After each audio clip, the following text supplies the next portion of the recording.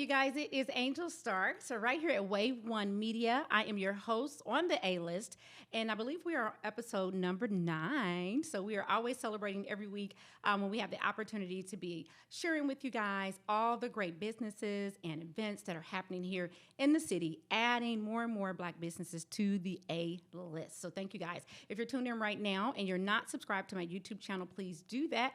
Angel the Vlog Doll, and hit the bell so that you'll get a notification every week when we upload a very brand new interview. We are in downtown Indianapolis, 120 East Market Street. If you ever want to come by, it's a beautiful, beautiful window that you can hear the show from the sidewalk. You don't have to come in. You can wave. We love to exchange good energy back and forth, and we always need that support. That really keeps me going. And sometimes I think about people that walk by and said, "You're doing great," or stand and watch the show for 10 or 15 minutes. That means a lot to me. So continue to do that, and follow me on Instagram at angel_stark78.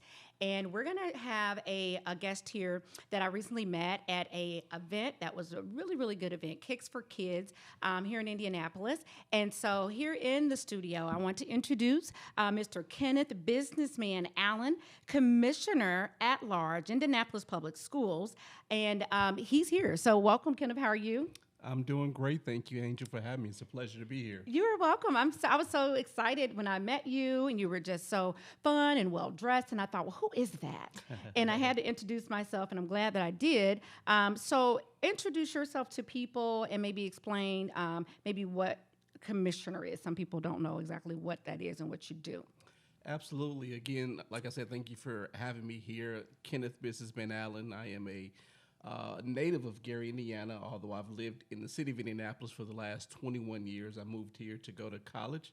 Like the city, decided to stay. Immediately got involved in community and grassroots issues.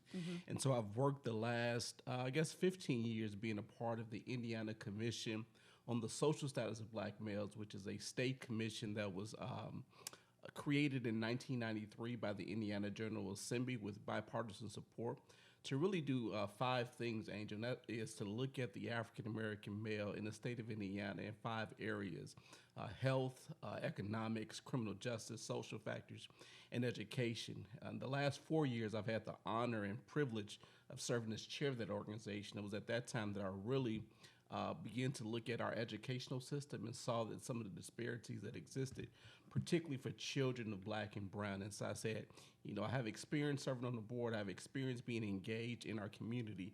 How can I take my talents and really advance the cause and change the needle for some of our children in the education landscape? So I began to do some research and realized that school board makes decisions that impact all of us, whether you have children in the district or not. You're a taxpayer. And so we often make decisions that are felt almost immediately. And so I prayed about it, got guidance, and God said, run forward. And so a year ago today, tomorrow, I actually won Indianapolis Public School Board at Large, which means I represent the entire district. Probably one of the youngest persons to actually serve in that seat. And so I'm thankful to the voters for giving me an opportunity to take some of my skills and talents to the school board. So essentially, I am the person, or one of the 7 people, that actually makes policies for our Indianapolis Public School District. Well, congratulations on that. Thank you. Thank you. Absolutely amazing, because you are a younger male to be in that position. Typically, I don't know. I don't think that a person in that position would look like you. Just didn't. You wouldn't be my color. You wouldn't be young. You wouldn't be hip. You would be somebody that maybe I would feel like that I didn't have anything in common with, or you wouldn't be able to represent me and my Black child or whatever. So, and I like the fact that you said, no matter if you live in the county or not, that it affects, all of us almost immediately. So what are some of the issues that are going on that you're seeing right now currently? Absolutely. Well, we're still in the pandemic, and so our children and our teachers and educators are feeling the brunt of that pandemic because they are essential workers, and they've had to endure a very mixed couple of years. And so there's a lot of things that come with a pandemic, all of which I don't think we've actually unfolded or unpacked, so it's still more to come. I am happy to say that at our last board meeting here in Indianapolis Public Schools, we were able to bump up our teacher pay by 3%. And so we used to be at the bottom of the list here in Marion County for teacher pay, and we've actually increased. And so now I think we're in the top percentile. So I shout out to all of our educators. I'm the son of an educator. My mother worked in the Gary community school systems for over 30 years. She was my first grade and third grade teacher. And so I saw this level of service that she gave in her everyday. And when she passed away, I saw how many students came back just to pay tribute because of the impact that she has. And so I don't care what you decide to do in life, it all rises and falls on K through 12 education. You can't be a doctor, a lawyer, whatever, without getting those fundamentals. And so I'm extremely grateful for our educators. We need to do more. We're trying our best to do more for our educators. But I just think in particular our young people, all they've had to endure, and you're a mother, so you understand that this is a very difficult time. And so what it's going to require is additional resources. We're extremely grateful for federal aid and even state aid that's came alongside of us to really support and increase some of the resources that we have for our students. But as you know, as the one of the greats said in the African proverb, it takes a village to raise a child. And so we're going to need the entire village to be supportive of our children as they continue to transition through this pandemic. So if someone is watching this podcast or even listening, because they can listen on Spotify or they can watch it on YouTube, what could you say would be something that maybe somebody could do? What do you need from the community, from parents? Is there something that we can do on our end as parents? Absolutely, Okay. absolutely. So today, as I mentioned, I have the privilege of serving on the Indiana Commission on the Social Status of Black Males. So today we had our 21st annual conference, and I got educated about that conference because a mentor when I was about 12 years old used to bring me down from Gary, Indiana, spend a day in Indianapolis, and attend that conference. And so what that taught me was the value and the importance of mentorship, because at 12, you would have never told me that, one, I would be on the commission as an adult, Right. and then secondly, be privileged and blessed to actually serve as chair.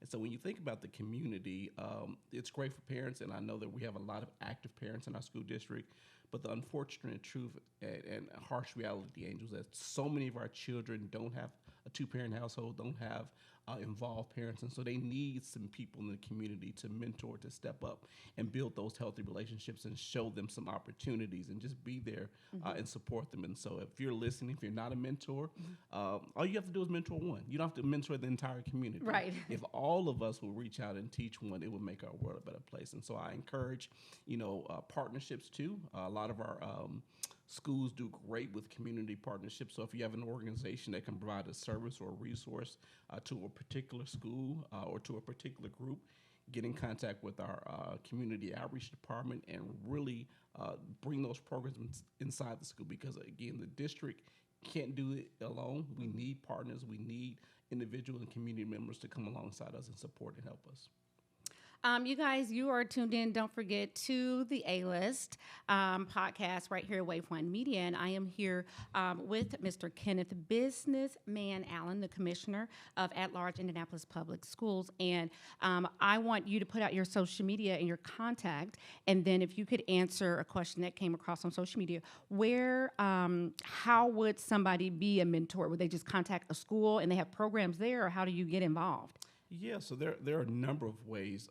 We do have some mentoring programs that are part of our district, but the one that I know that it's very easy is Big Brothers and Big Sisters. Okay. I learned today, which I did not know, is that our mayor of the city of Indianapolis is a big brother, a very active big brother. He has a mentee who was a sophomore, I believe, at Pike High School, not in IPS district, but the fact that he's actively engaged, as busy as the mayor is, that he's taken times out to even be a mentor. And so if the mayor can do it, I know others in the community have some spare time that they can provide that same service. And I know the list is long for those at Big Brother who need Big Brother or need mentors. And so that's one organization that you can almost and be a part of. But again, there are also programs within inside the district that they can also partner. And it's a school-by-school basis as well. Okay. And then what's your contact information on social media or websites? Absolutely. So on Twitter, we are Allen for IPS. That's ALLEN, the number 4. IPS again at Allen, ALLEN for IPS. And then on Instagram, it is at Commissioner Allen. And we're also on Facebook at Commissioner Kenneth Allen. So feel free to connect with us. If you're old school and still using email, you can also email us at allen.kenneth@myips.org. Again, that's Allen, ALLEN, .Kenneth, KENNETH @myips.org. Okay. And so do you deal, when a couple of people knew that you were coming on, they said, ask him, Do you make any policies for these guidelines for COVID for kids getting sent home and stuff like that? Do you do anything with that? So, So if they stand next to a child, then they got to stay at home for 14 days, even though they got a positive test 5 days later. So yes and no. So we do write as board members. We are your governing board members. It's 7 of us. We do make policy for the entire district. And our basic responsibility is just really policy, particularly that governs the district. And then the superintendent, who reports directly to the board, kind of manages the district. Okay. And so that's more of her purview and her persona. Okay. We just make sure that she has the tools and resources to be able to function as a superintendent. Okay. So no. yes and no. So quit texting me asking this man, can your child go back to school tomorrow? So Alan, what can we expect? Is there anything that we can expect to see that you're working on in the near future, maybe even next year, as far as any different policies that would affect our Black males? Absolutely. So one thing in particular is that when you look at a district the size of IPS, 30,000 plus students, 80% of those students are children of color, about 60 different countries represented. Unfortunately, and far too often when you look at our curriculum, our Black and brown children, even other children that come from different parts of the world and country, don't often see themselves in the curriculum. So it's imperative that as we look at the landscape of education, that we're making sure that we are purchasing and incorporating culturally comprehensive curriculum so that when children come to school, they see themselves reflecting the actual curriculum. Because far too often, I know when I was in school, it was very rare that I saw people that looked like me. As a matter of fact, I remember the first time I actually read a book and saw somebody look like me. It's a social studies book. I was about 3rd grade, and I saw State Representative Vernon Smith, who had a Jerry curl at that time. I hope he's not watching it. But I looked in the book, and immediately I perked up because I was like, man, that guy looks like me. That means that I could possibly be there. And I know that's the same for many of our children. When they don't see themselves reflected, they kind of tune out, and we don't want that to happen in the education landscape. So one thing is that I want to encourage to push the district to make sure that we are purchasing and investing in culturally comprehensive curriculum. That's one of the things that the district is making strides. We still have a long way to go. Also, we want to make sure that all of our schools are performing well. We got a long way to go to make sure that all of our schools are performing well. We know that while COVID is not an excuse, it did push the needle further back for some of our Black and brown children. We have to make sure that going forward, we're doing everything by offering additional tutoring, making sure that our kids have all the resources necessary so that they don't further fall behind. Okay. And so if you would, I don't want to hold you long. I wanted you to come out and explain what it is that you do and put out to the community ways that they can help at home or at large. Is there anything else that you would want to put out as a message on behalf of your position? Yeah, absolutely. One, I'm here to serve you all. And so if you have ideas, concepts, I'll be sure to give my contact information again. But we are there. We're elected to serve you. So if you don't like something, if you want to see something different, the only way we know that is if you contact us and say, hey, I don't like that, or can you do this differently, or would you consider this? And so I encourage you, if you're a voter, if you're a parent, if you're a community member, if you have ideas, you have suggestions that you would like to see implemented. Not saying that we can implement it all, but it's good to hear your voice and hear what you want from the community. So again, I am on social media.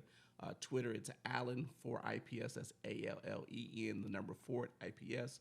On Instagram at Commissioner Allen, and then on Facebook at Commissioner Kenneth Allen. So. All right. So thank you again for stopping by and speaking to my viewers and listeners. We really appreciate that. And again, here on the A-List, we always want to give you some entertainment and some knowledge as well. And I believe we've done that here today. So again, thank you so much for stopping by, and I appreciate you. Continue to keep doing what you were doing. We love it. Absolutely. A pleasure to be here. Thank you so much. You're welcome. Hey, you guys, today's show is sponsored by The Strength Factory. The contact information is on the screen in the bio, and we really appreciate the Strength Factory family for supporting us, supporting other Black businesses, and supporting the community. All right, you guys, we'll be right back with Love, Life, and Relationships. Okay, you guys, we are back. I'm Angel Starks, the host of the A-List. So I want to thank, again, Commissioner Biznessman Allen for the Indianapolis Public Schools. We appreciate you and everything that you're doing, and we love having you here on the A-List. So let's think about the A-List. So last week, I went to an event, a community appreciation event for the Scott's Estate. and that is a Black-owned real estate company. And Michael Scott is the owner there, and my friend Candace Childs. They work together there with this real estate company, and I believe that the company is a company that can be trusted. Really good for people that are wanting first-time home ownership. If you don't know a lot, they do a lot of teaching and making sure that kind of guiding you in the right way to pick the best decision for you for your new home. So this event was appreciation for the community and the people that support them, because all of these small businesses, no matter what race they are, need the community to make them successful. So went to the event. It started on time. Everything was great. They had prizes there, great food, good energy, and it was networking, but it was also a party, and it was a great time. I'm going to add them to the A-list because so many times before I even knew that they were the owners, I was hearing that people were doing business with them and feeling very confident about the purchase of their new home. And so word of mouth and people feeling great about where they spend their money and who they do business with is really, really important. So for that, I would love to give them 8 stars. I haven't done business with them personally, so we're going to go with 8 to be fair. But again, I haven't heard one thing that was bad. The website, the social media, the customer service, everything about it so far is something that I would feel very comfortable sharing with someone else. So congratulations to Scott's Estates. You're making the A-list here with 8 stars. So we thank you for everything that you're doing.